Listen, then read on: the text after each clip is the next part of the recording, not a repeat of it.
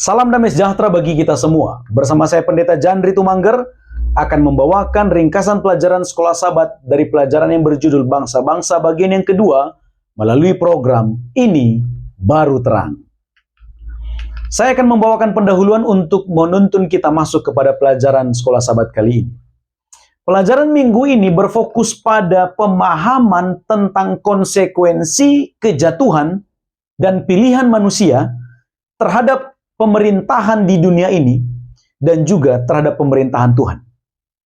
Lalu kemudian kita juga akan melihat bahwa Alkitab atau fokus Daniel dan Wahyu menyoroti sebuah pemandangan ketika manusia berpaling dari Tuhan untuk mengikuti penguasa manusia, artinya manusia memimpin manusia, maka kita akan melihat bahwa kepemimpinan yang terjadi adalah kepemimpinan yang cacat dan juga kepemimpinan yang akan saling membinasakan satu dengan yang lain.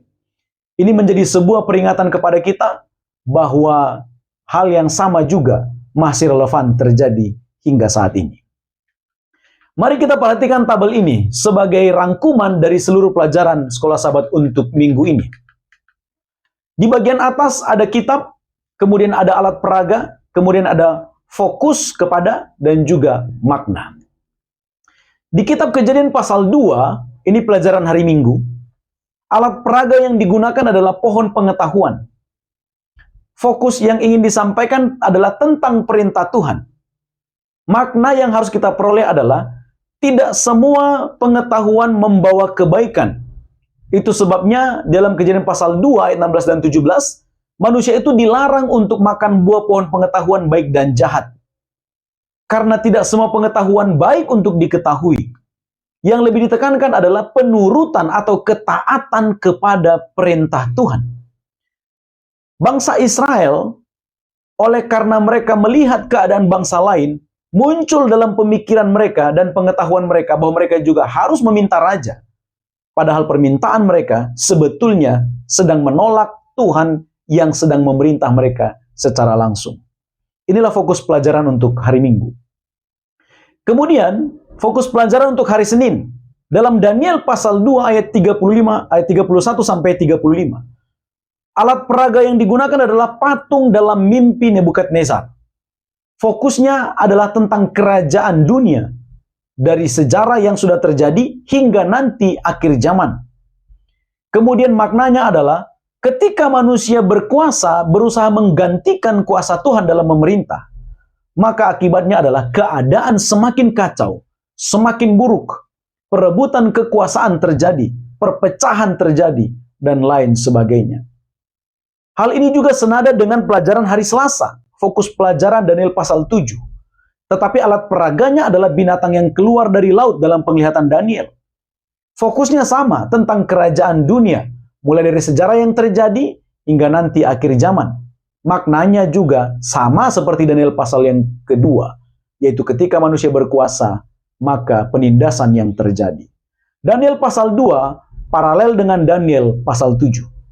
Ini adalah tentang gambaran Tuhan tentang keadaan dunia ini akan semakin merosot. Sebagaimana logam yang membangun atau membentuk patung dalam mimpi Nebukadnezar semakin rendah nilainya. Kepalanya dari emas, lalu hingga sampai ke kakinya dari besi bercampur tanah liat. Jadi sekalipun manusia punya prediksi bahwa keadaan akan semakin baik, karena teknologi sudah semakin canggih, pengetahuan semakin bertambah, akan tetapi realita yang terjadi pasti akan sesuai dengan apa yang Tuhan prediksi, bahwa dunia ini bukan semakin baik ketika manusia yang berdosa memimpin manusia yang berdosa. Itulah pesan dalam pelajaran kitab Daniel pasal 2 dan Daniel pasal 7, fokus pelajaran Senin dan Selasa. Lalu kemudian kita masuk ke pelajaran hari Rabu. Di kitab Wahyu pasal 13 ayat 11. Alat peraga yang digunakan adalah binatang seperti anak domba, tapi berbicara seperti naga. Fokusnya mengarah kepada Amerika Serikat dalam nubuatan kitab Wahyu. Apa makna yang mau disampaikan? Lambang kebebasan beragama pada waktu itu adalah Amerika Serikat, karena memang banyak orang-orang yang teraniaya di Eropa merasa bahwa mereka harus pergi ke Amerika karena Amerika adalah tempat yang aman, seperti dunia baru bagi mereka yang akan melindungi hak-hak asasi setiap orang. Akan tetapi kitab Wahyu lewat penafsiran para tokoh penafsir Alkitab mengatakan bahwa Amerika akan berubah menjadi kekuatan yang akan menganiaya ketika mereka menyimpang dari prinsip-prinsip ilahi. Ini juga menandakan bahwa kalau memang kekuatan itu bukan dipimpin oleh Tuhan, mereka bukan akan membawa keadaan lebih baik, justru akan menganiaya. Lalu kemudian fokus pelajaran hari Kamis. Di kitab Wahyu pasal 10 ayat 1-3. Alat peraga yang digunakan adalah malaikat memegang gulungan kitab kecil, kakinya yang di kanan itu menginjak laut, dan kaki kiri menginjak bumi. Apa fokusnya? Fokusnya adalah tentang peran umat yang sisa. Apa makna yang diperoleh? Umat Tuhan dipanggil untuk menyampaikan kebenaran kepada semua bangsa. Kerajaan Kristus akan berdiri selama-lamanya. Dari mulai pelajaran hari Minggu, Senin, Selasa, dan juga Rabu, kita melihat bahwa keadaan dunia tidak semakin baik. Lalu kemudian pelajaran di hari Kamis, fokus kepada peran gereja atau umat yang sisa. Bahwasanya untuk memperbaiki keadaan yang sudah kacau ini, maka umat-umat Tuhan harus menyampaikan pekabaran yang benar tentang Tuhan. Bahwa yang memerintah harus Tuhan.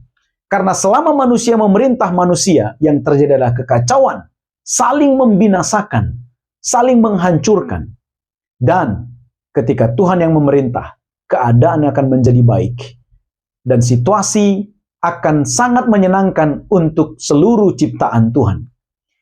Daniel pasal 2, ketika batu terungkit dan menimpa patung itu tepat di kakinya, dan menghancurkan patung itu, dan membuatnya menjadi debu, sementara batu bertumbuh semakin besar dan kerajaan itu kekal.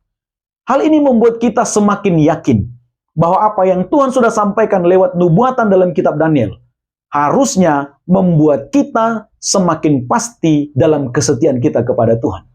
Oleh sebab itu, kita harus yakin kerajaan dunia akan berakhir, kesusahan akan berakhir, dan kerajaan Tuhan akan berdiri sampai pada kekekalan. Inilah ringkasan pelajaran Sekolah Sabat untuk minggu ini. Semoga menolong Anda memahami pelajaran ini ketika Anda mendalaminya secara pribadi di tempat masing-masing. Terima kasih, Tuhan memberkati.